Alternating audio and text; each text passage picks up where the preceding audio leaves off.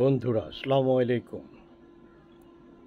আজ ধর্ষণ বিষয় নিয়ে দু একটি কথা বলবো।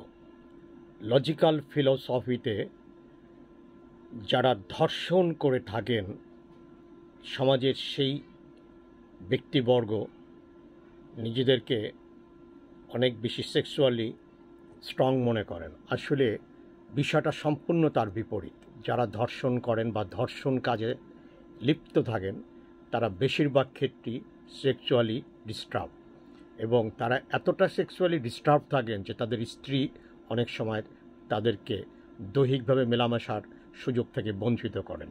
দ্বিতীয় হচ্ছে, তাদের ক্ষেত্রে অনেক ব্যক্তি এমনি যে ন্যাচারাল কথাগুলো থাকে মাদকাসক্ত বা অন্যান্য ব্যাপারে ডিপ্রাইভড, সেগুলোর চাইতে বড় বিষয়টা হচ্ছে তাদের দৃষ্টিশক্তি, তাদের যে দৃষ্টি সাইকোলজি, যেটা লুকিং সাইকোলজি বা ওয়াচিং সাইকোলজি, এটা অত্যন্ত নিম্নমানের থাকে। তারা বেশিরভাগ এদেরকে লুচ্চা বলা হয়। লুচ্চা জিনিসটা হচ্ছে এমন, তারা সেক্সুয়ালি পারফর্ম করতে আনাবেল, বাট তাদের মনের খিদাটা অনেক বেশি। এই মনের চাহিদাটা পূরণ করতে এসে তারা সাধারণত ধর্ষণ কাজে লিপ্ত হন। এবং আরেকটা বিষয় দেখবেন, সাধারণত যারা ধর্ষক হয়ে থাকে তারা বেশিরভাগই অল্প বয়সী মেয়েদের সাথে এই অপকর্মটা সম্পাদন করে। এর রিজনটা হচ্ছে, একটু অন্যভাবে মা বোনরা ব্যাপারটা নেবেন না। যাদের ঘরের স্ত্রী একটু বয়স্ক, অনেক সন্তানের জননী, তারা সংসার ধর্ম নিয়ে অনেক ব্যস্ত থাকেন, এবং যে সকল পুরুষরা অপেক্ষাকৃত একটু রিল্যাক্স মোডে থাকেন, যাদের ভিতরে চিন্তা ভাবনা বা কোনো কিছুর উপরে খুব একটা লাইবিলিটিস তাদের নাই, তারাই বেশিরভাগ ধর্ষণ করে থাকেন। আর যেই সব যুবক ছেলেরা ধর্ষণ করেন, যুবক, তারা বেশিরভাগ হচ্ছে প্রেমে ব্যর্থ এবং not more than good looking guy. এবং ধর্ষণের আরেকটা সাইকোলজিক্যাল আছে, মানে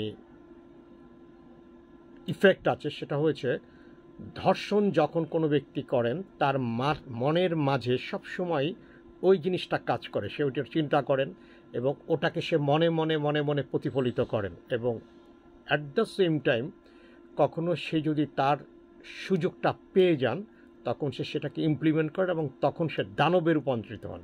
এবং তার এই দানবিকতা, তার যে এই একটা পৈশাচিকতা, এটা এমন একটা পর্যায়ে তখন তাকে নিয়ে যায়, তখন সে খুন করতেও বাধাগ্রস্ত হয় না বা দ্বিধাগ্রস্ত হয় না। তো ধর্ষকদের ইসলামের যে বিচারটা আছে, আমি সে বিচারটাকে সাপোর্ট করি। সেটা হচ্ছে, তুমি মাটি গলা পর্যন্ত মাটির নিচে পুঁতে তাকে করো, প্রথম দৌড়া মারো বা তাকে পাথরে আঘাত করে তাকে হত্যা করা হোক। এবং আমি মনে করি প্রত্যেকটা ধর্ষকেরই খুব দ্রুত বিচার হয়ে যাওয়া উচিত।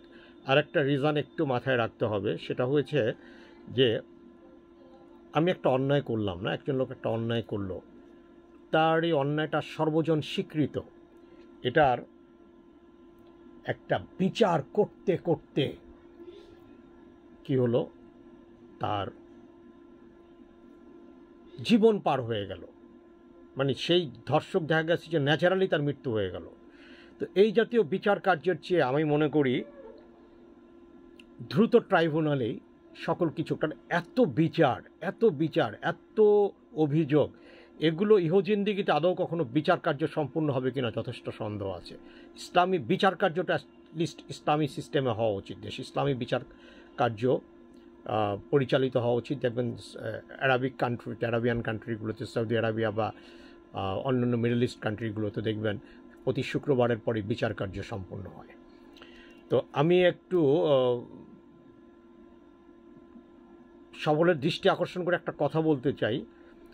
ধর্ষণ কিন্তু করে যারা লুচ্চার সংজ্ঞাটা হচ্ছে, লুচ্চা থেকে আপনারা লুচ্চার সমাজে কীভাবে চিনবেন জানেন? অনেকগুলো মেয়ে আছে, সেখানে একটা পুরুষ যে গল্প করছে, তারা পুরুষের সাথে গল্প করছে না, মেয়েদের সাথে গল্প করছে, বা মেয়েদের রান্না করে যাচ্ছে, বা মনে করেন তারা বেআইন এই জাতীয় রিলেশনগুলোকে খুব বেশি করছে। এতটা বেআইন, তাকে একটা খোঁচা মারলো বা একটা নাতি বলল, নাতিকে কোলে নিল। মানে লুচ্চা জিনিসটা কিন্তু স্ত্রীর সাথে সঙ্গম করতে অপারক। লুচ্চা জিনিসটাই হচ্ছে তাদের দৃষ্টি থাকবে অন্যরকম। বিভিন্ন নাটকে দেখা যায় বাংলাদেশের, হুমায়ুন ফরিদির অনেক অভিনয়তে আপনারা দেখবেন ভণ্ড একটা ছিল, এখানে লুচ্চাকে খুব ভালোভাবে উপস্থাপন করা হয়েছে।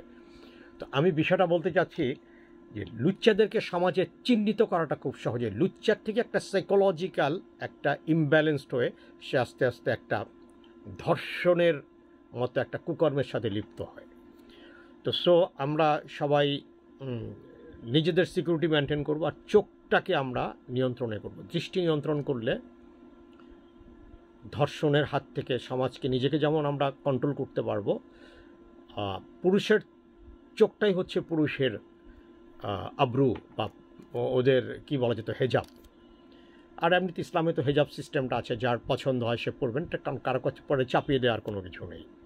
চোখকে নিয়ন্ত্রণ করার জন্য সুন্দর একটা আমল আছে, ফাঁকা সাপনান কা গীত আঁকা ফাফাস সারুকান ইয়াউনা নাদিদ। সবাই ভালো থাকবেন, আসসালামু আলাইকুম। আমার চ্যানেলটি সাবস্ক্রাইব করবেন, শেয়ার করবেন, লাইক করবেন। সৈয়দ সুফি শাহী, দৃষ্টি টিভি।